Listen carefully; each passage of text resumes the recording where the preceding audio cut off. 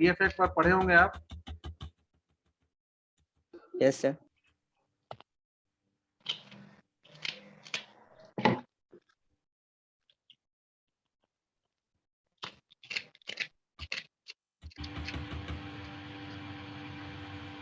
अभी तक जो हम लोग इंस्ट्रक्शन फॉर्मेट डिस्कस किए, उस इंस्ट्रक्शन फॉर्मेट में बेसिकली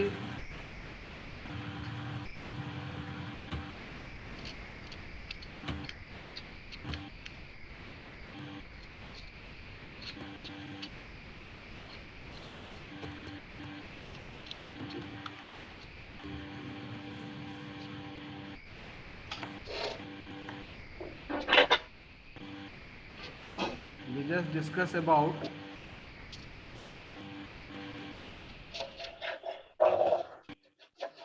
instruction format।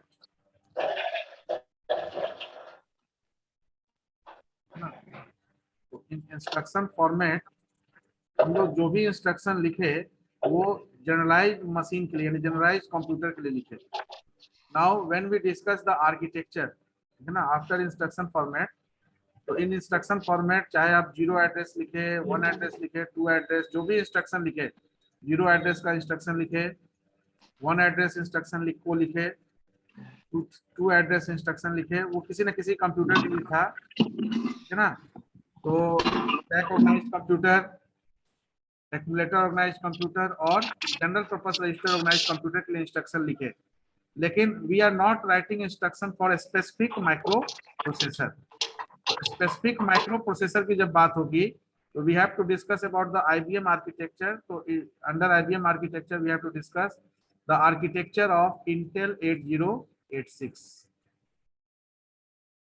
तो during discussion of the particular architecture of Intel 8086, Intel 8086 के आर्किटेक्चर को जब हम लोग पढ़ेंगे तो we just discuss the register, है ना, register set of Intel 8086, because these register set are used in the architecture of Intel 8086। तो जब हम लोग डिस्कस करेंगे Intel 8086 तो उस Intel 8086 में आपका जो है 2 सेक्शन आपको मिलेगा। एक आपका सेक्शन होगा BIU और एक सेक्शन मिलेगा आपका EU। BIU is known as bus interface unit, है ना। देयर आर 2 सेगमेंट, 2 पार्ट है पूरे आर्किटेक्चर ऑफ 8086 का।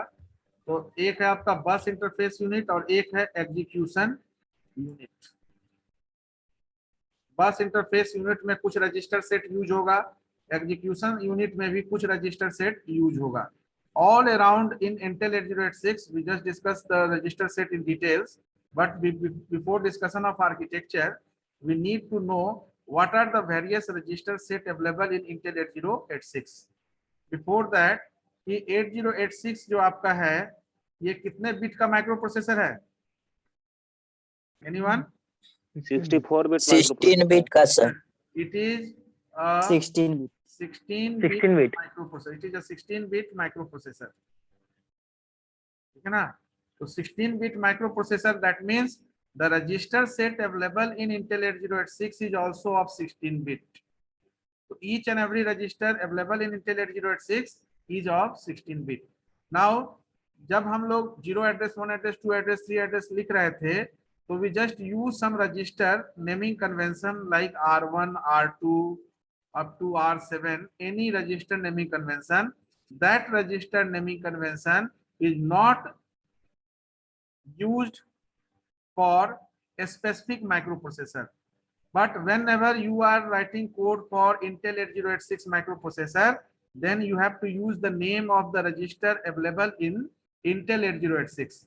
तो Intel 8086 में जो आपका रजिस्टर सेट है उसी नाम को यूज करेंगे। जैसे for example whenever you write move R1, A, तो यहाँ पर हमने क्या यूज किया था, इसका समरी बताया था कि R1 रजिस्टर में मेमोरी ऑपरेंड A आपका ट्रांसफर हो रहा है, but here R1 is the name of register but not a specific register of any microprocessor। Now, when we discuss the name of the register set available in Intel 806, then the same example is written in this manner also. Just wait, first we list out all. So total 14 registers are there. All around, there are 14 registers. 14 registers आपका जो है वो Intel 8086 में available है. Now 14 registers को हम लोग divide करेंगे एक के बाद एक. 1 2 3 4 5 6 7 और इधर 8 9 10 11. यमरेश कुमार कौन है जी?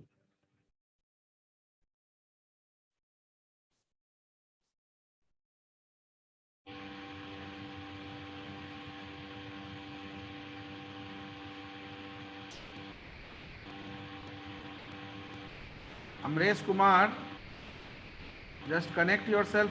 तो वेटिंग रूम में ही भेजना होगा. ऑडियो से जब कनेक्ट नहीं है,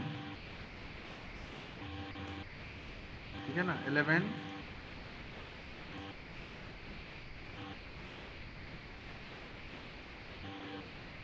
12 13 एंड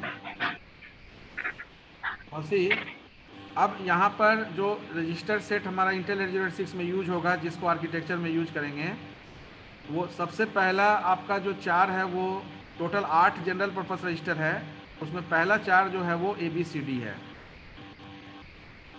ABCD इसलिए ले रहे हैं कि आपको ध्यान में रखना आसान हो. ABCD हम पहले भी बताए थे जब डिस्कस कर रहे थे कि आपका एक्यूमुलेटर रजिस्टर और जनरल पर्पस रजिस्टर ये सिमिलर नेचर का है. यानी कि एक्यूमुलेटर रजिस्टर भी पार्शियल या इंटरमीडिएट रिजल्ट को स्टोर करने के लिए यूज होता है और जनरल पर्पस रजिस्टर भी उसी पर्पस को फुलफिल करता है.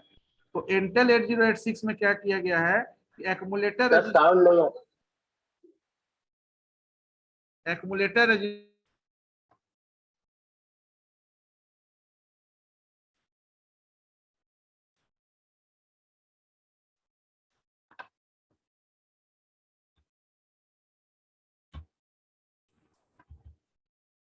स्क्रीन दिख रहा है जी? No, sir. अभी No, sir. बार बार ये बिना Yes, sir.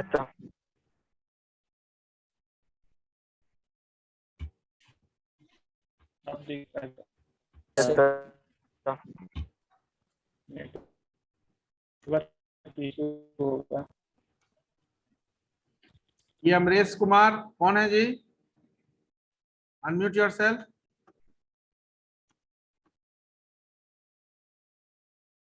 अमरेश कुमार, अपने आईडी को मेंशन करो जी. तुम्हारा अटेंडेंस कैसे बनेगा?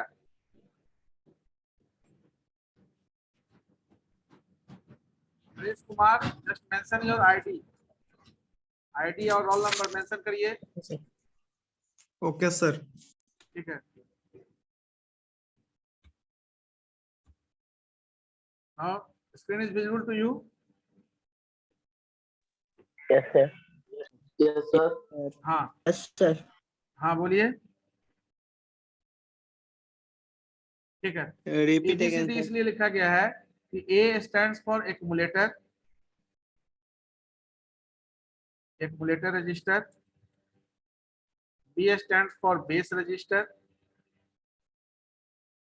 C stands for counter register. D stands for data register. है ना. तो ये पहला 4 और एक ही तरफ रख देते हैं एक्यूमुलेटर रजिस्टर, यानी कि जनरल पर्पस रजिस्टर में जो रजिस्टर है ये 8 जो है, these are the general purpose register. After this ये 4, next is the stack pointer register. Stack pointer register, इसमें से कुछ नाम आप पहले से जो रजिस्टर हम लोग सीपीयू का कंपोनेंट पढ़े थे वहां पर पढ़े थे इसको. Accumulator register is represented by AX. This one is represented by BX, CX, DX, and stack pointer through SP. Then there is a base pointer register,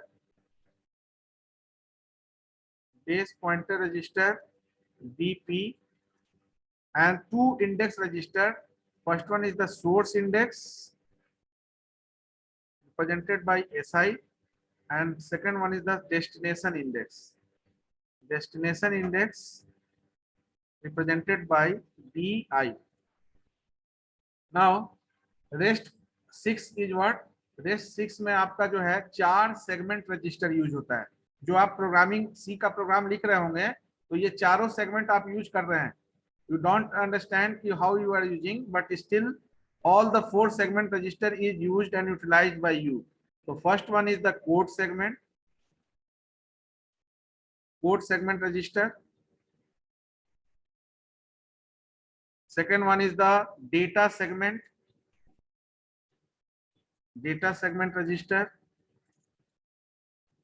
Next is the stack segment register. Then extra segment register. अब अभी तक जितना भी register देखे इसमें कहीं कोई PCR दिखा आपको? प्रोग्राम काउंटर रजिस्टर जो सबसे इंपॉर्टेंट रजिस्टर हम लोग डिस्कस किए थे पीसीआर, उसका नाम यहाँ पर रख दिया गया है instruction pointer register. Instruction pointer register is, यहाँ पर अब ये कोड सेगमेंट CS से, डेटा सेगमेंट DS से, SS stack segment, extra segment ES और instruction pointer IP. And the last one is the status flag register SF. ठीक है, तो SF register. So these are the 14 registers which is used within the particular architecture of Intel 8086. So some of the particular register is already under your concern, like accumulator register का जो role है. हाँ, तो यहाँ जो हम बता रहे थे कि move R1A अगर लिख रहे हैं इंस्ट्रक्शंस, तो अगर 8086 का इंस्ट्रक्शन होगा ये, तो R1 की जगह you can mention here AXA. So whenever you write AXA, that means your accumulator register is used to allocate the value A. In place of R1, we replace the register set which is available with the Intel 8086. Now another factor, यहाँ पर एक और point क्या है कि the first 4 register, that is ABCD, is subdivided into 2 section, है ना, subdivided into 2 section, and that 2 section is what?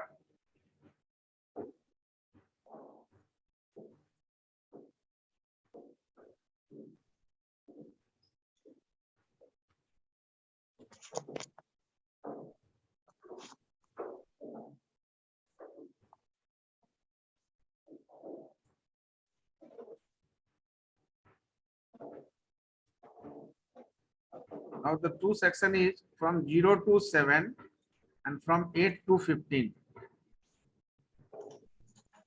है ना. तो your अगर पूरा कंप्लीट 0 to 15 ले रहे हैं तो ये आपका AX, BX, CX और DX होगा. 0 to 7 यानी लो ऑर्डर बिट लेंगे तो AX is represented by AL, and अगर हाई ऑर्डर है तो AH. Similarly you have BH, BL, CH, CL, DH, DL. Now अब यहाँ जो AH, BL है, AX, BX, CX, DX is the representation of 16 bit. यानी अगर किसी इंस्ट्रक्शंस में आप इस नेमिंग कन्वेंशन का यूज कर रहे हैं, that means you are using 16 bit register, यानी total 16 bit register is used to allocate the data or any variable over there. लेकिन अगर आप यूज कर रहे हैं AL, BL, CL और DL अपने इंस्ट्रक्शन में, तो इसका मतलब है कि you are using 8 bit of register, 8 bit 8 now जब आप इंस्ट्रक्शन लिख रहे हैं यहाँ move ax comma a, that means ax of 16-bit register is used to allocate the data a over there, and whenever you write move al a, that means a is moved to the 8-bit register. 8 bit का accumulator register में आपका जो है a का value store हो रहा है। यहाँ x जब लिख रहे हैं तो 16 बिट, तो इंस्ट्रक्शंस वाइज जब इंस्ट्रक्शंस लिखेंगे तो instructions for Intel 8086 micro processor,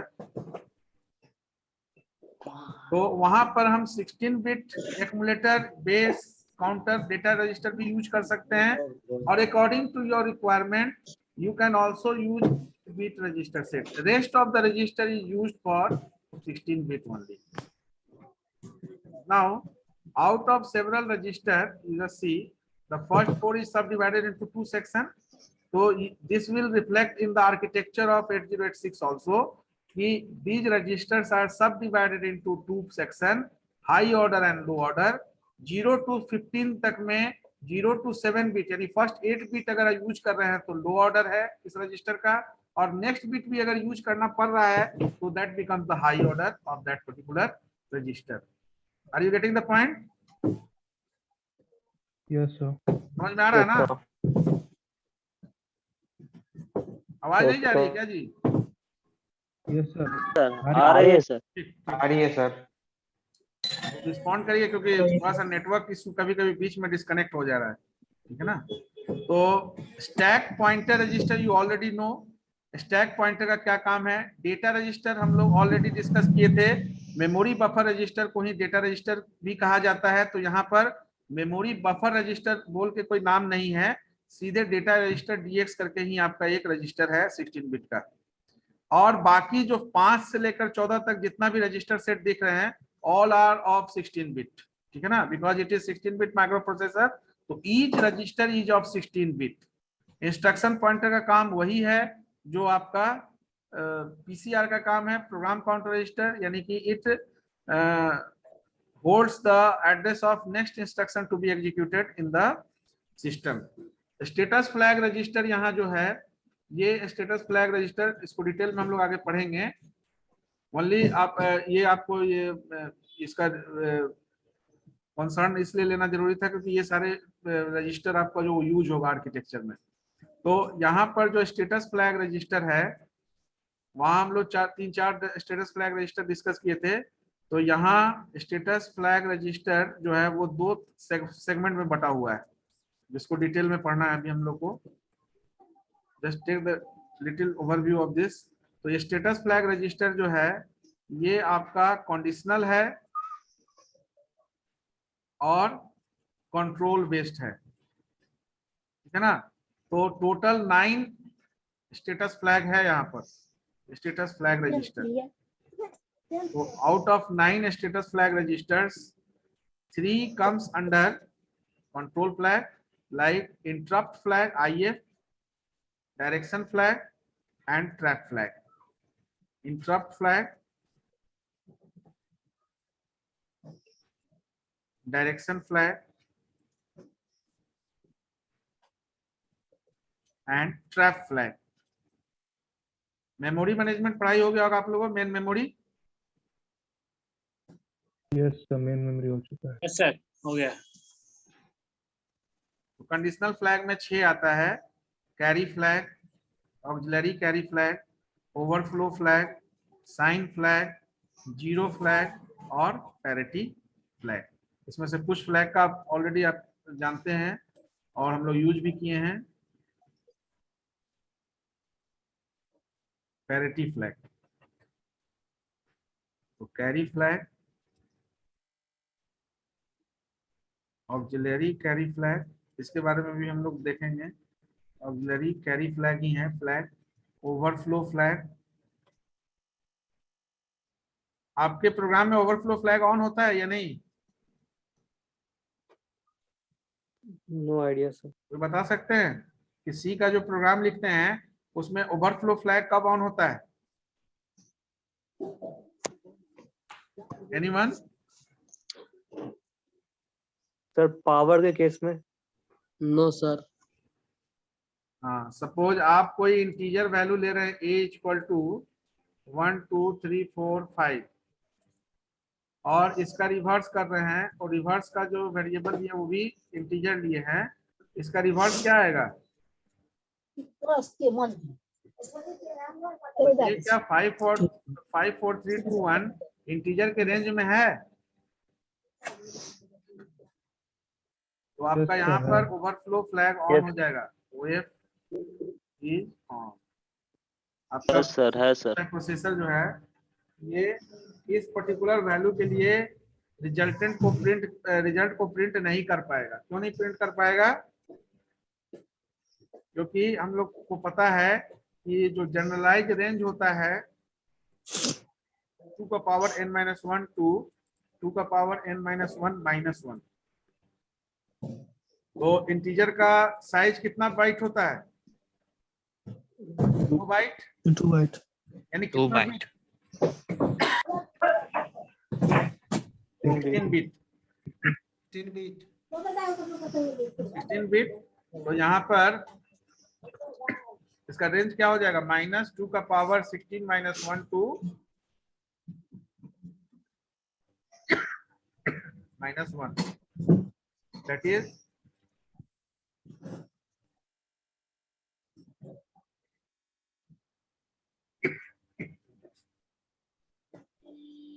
ये कितने के बराबर हो जाता है?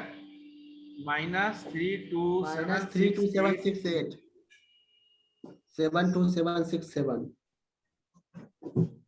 यहाँ एक घट जाएगा तो एक घट जाएगा।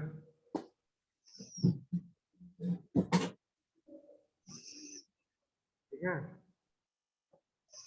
तो ये रेंज है आपका। आपका वैल्यू कितना हो गया? 54,321। तो ये 32,768 से ज्यादा हो गया ना? Yes, sir. That is the condition for overflow flag on. Trap flag main memory हम लोग डिस्कस कर रहे थे। मेन मेमोरी पूछे, मेन मेमोरी अभी नहीं हुई है ना? सर तो प्रिंट कराने के लिए क्या करेंगे उस वैल्यू को, अगर कराना रहा तो? मेन मेमोरी मैनेजमेंट में we just discuss the logical and physical address. Just see, logical address is generated by which section of the computer? Logical address कौन बनाता है? Anyone? CPU generate the logical address. इतना गंदा internet चल। आवाज आ रही है? यस सर, आ रही है। आवाज नहीं जा रही है जी? रुक के आवाज आ रही है। आ रहा है सर, आ रहा है। आ रहा है sir. So CPU generate your logical address and there is a physical address. Mute कर लीजिए।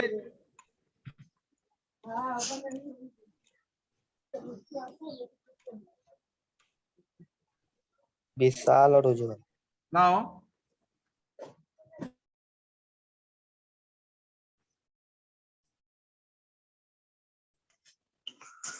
हेलो सर, स्क्रीन शॉट ही कर रहा है।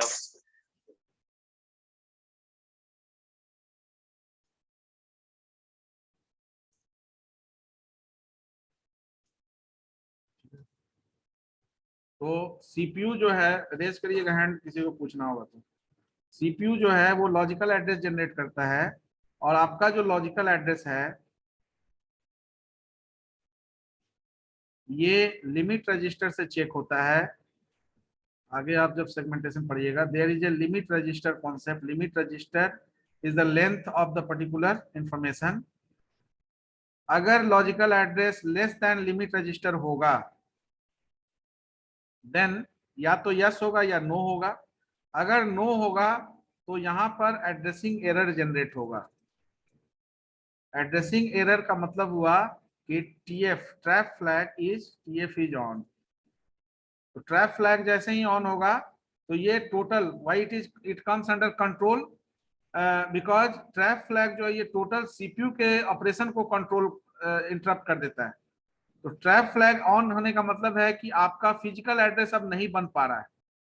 लेकिन अगर लॉजिकल एड्रेस लिमिट रजिस्टर से कम है तो यस होगा। तो फिजिकल एड्रेस को बनाने के लिए आपका बेस रजिस्टर या रीलोकेशन रजिस्टर बोलिए, बेस रजिस्टर का जो कंटेंट है वो ऐड हो जाएगा इसमें। बेस रजिस्टर को ही हम रीलोकेशन रजिस्टर भी बोलते हैं, ठीक है। और ये ऐड होकर क्या जनरेट करेगा, फिजिकल एड्रेस। और ये फिजिकल एड्रेस हमको जरूरी होगा मेन मेमोरी में प्रोसेस को एलोकेट करने के लिए। तो this is your physical memory.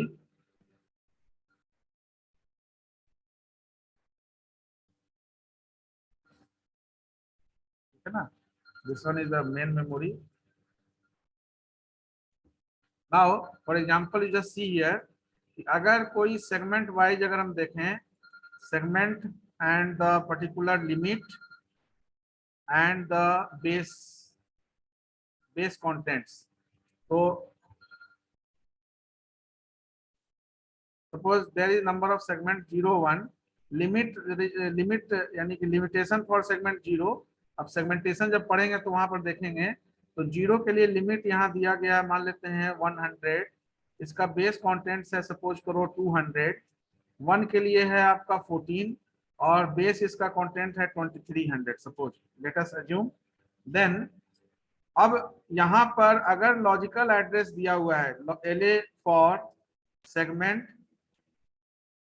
0 is 90 and segment 1 is 50.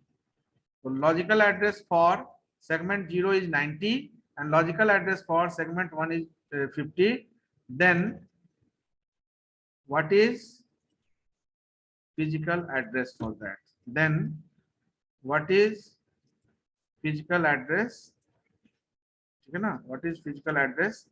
तो सेगमेंट 0 के लिए क्या होगा, सेगमेंट 0 के लिए यहां कंडीशन चेक करेंगे। तो फॉर सेगमेंट 0 LA का जो वैल्यू है क्या है, 90 है, is less than limit register of segment 0। Therefore physical address is calculated on the basis of logical address plus base register content. The logical address is 90, base register content is 200, so the physical address is 290. So this one is the physical address when the segment 0 logical address 90 is given to you. Second, for segment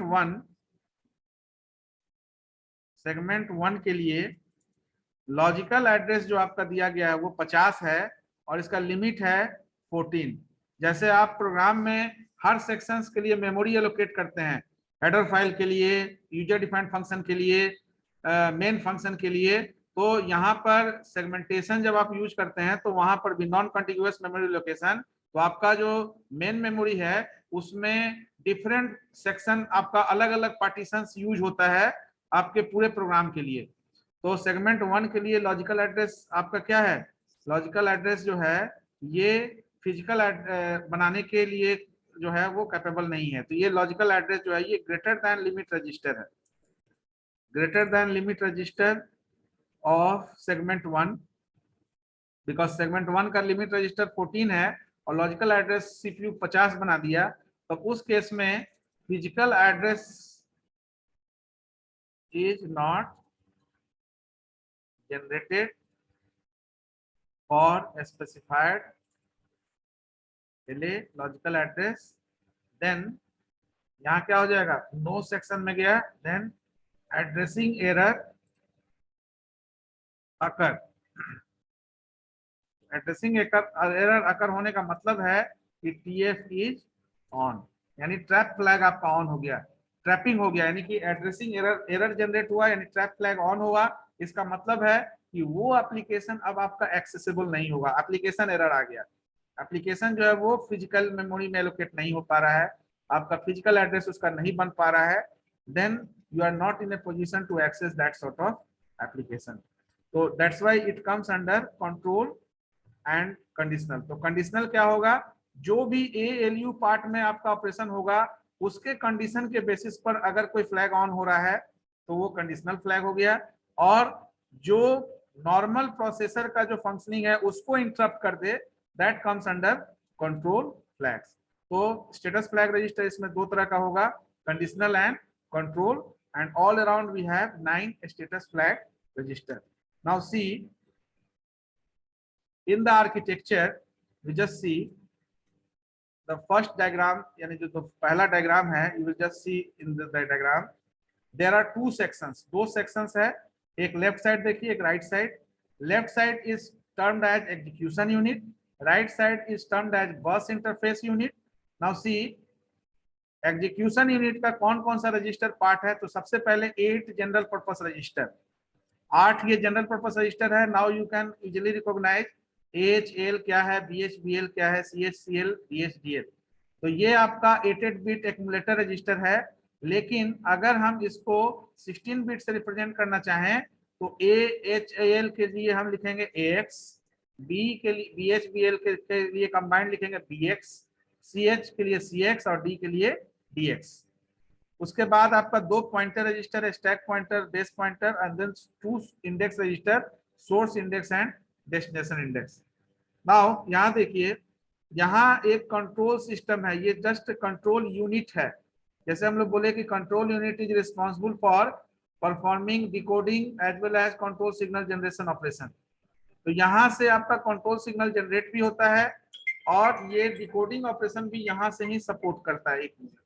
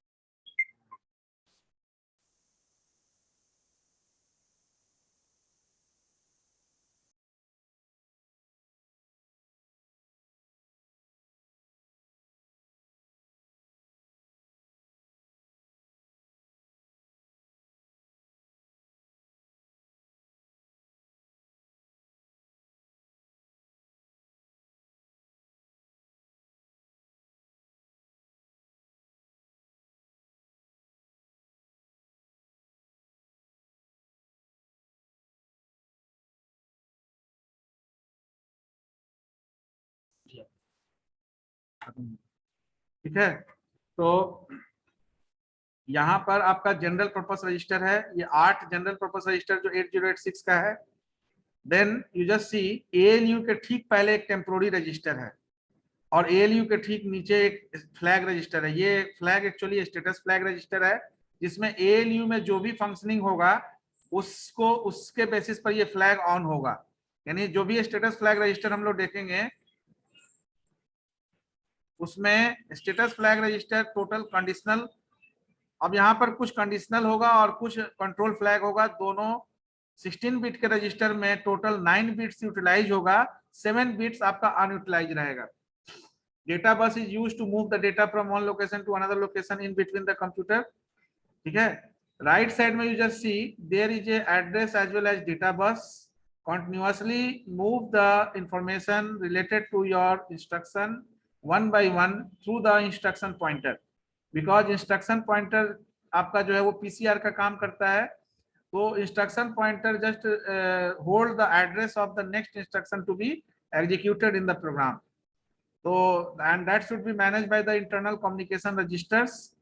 तो यहाँ पर आपका बस control क्या करता है कि there is a 6 byte instruction queue. 6 byte instruction queue का मतलब कि एक साथ 6 इंस्ट्रक्शंस आपका वो पाइपलाइन हो सकता है और 1 बाय 1 कंट्रोल सिस्टम उसको जो है एग्जीक्यूशन एरिया में एलोकेट करेगा। तो एग्जीक्यूशन जो है वो 1 बाय 1 होगा। ठीक है ना। तो नेक्स्ट क्लास में I just conclude the particular. तो before allocating yourself in next class just go through the content.